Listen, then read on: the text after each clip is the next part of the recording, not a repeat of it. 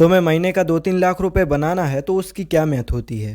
पहला है, तुम किसी सर्विस बेस्ड या प्रोडक्ट बेस्ड कंपनी में रिप्लेस्ड होते हो तो तुम्हें कम से कम 10 से 15 साल लग जाएंगे 2.5 से 3 लाख रुपए इन हैंड सैलरी पहुंचने में। अपनी सोच बदलो, इंडस्ट्री माइंडसेट को समझो। ज्यादातर लोग मेहनती होते हैं लेकिन गलत इंडस्ट्री में होते हैं। तुम कितनी भी मेहनत करो, अगर तुम प्रॉफिट वाली इंडस्ट्री में नहीं हो तो तुम 20,000 मंथ से ऊपर नहीं जा पाओगे। दूसरा, तुम पे फास्ट तरीका होता है। वही काम जो तुम्हारी सर्विस बेस्ड कंपनी कर रही है, सेम काम तुम सेम तरह की इंडस्ट्री में जाके पैसे बनाओ, राइट। लेकिन वो कौन सी इंडस्ट्रीज हैं जहां पे सारा पैसा बनाया जाता है, जहां पर 2500, 3000, 4000 डॉलर इजीली बनाए जा सकते हैं। इसे समझते हैं। देखो, किसी भी इंडस्ट्री में अगर ये तीनों पॉइंट टिक होते हैं तो वो अच्छी इंडस्ट्री है और वहां पर 2 से 3 लाख रुपए क्या 5 से 6 लाख रुपए तुम इजीली बना सकते हो। पहला पॉइंट क्या होता है, LTV। इसको हम लाइफ टाइम वैल्यू बोलते हैं। मतलब तुम क्लाइंट से कितना पैसा बनाओगे। जो तुम उससे 1500, 2000 डॉलर चार्ज करने वाले हो वो तभी कर पाओगे जब क्लाइंट खुद भी पैसा बना रहा हो, राइट। अब तुम किसी ऐसी इंडस्ट्री में जाते हो जहां पर क्लाइंट कस्टमर आने से 50 डॉलर बनाते हो। लेट्स से तुम किसी क्लोथिंग ब्रांड वाली इंडस्ट्री में जाते हो, वो खुद 50 डॉलर बनाता है टी शर्ट बेच के, तो वो तुमको क्यों 1500, 2000 डॉलर देगा, राइट।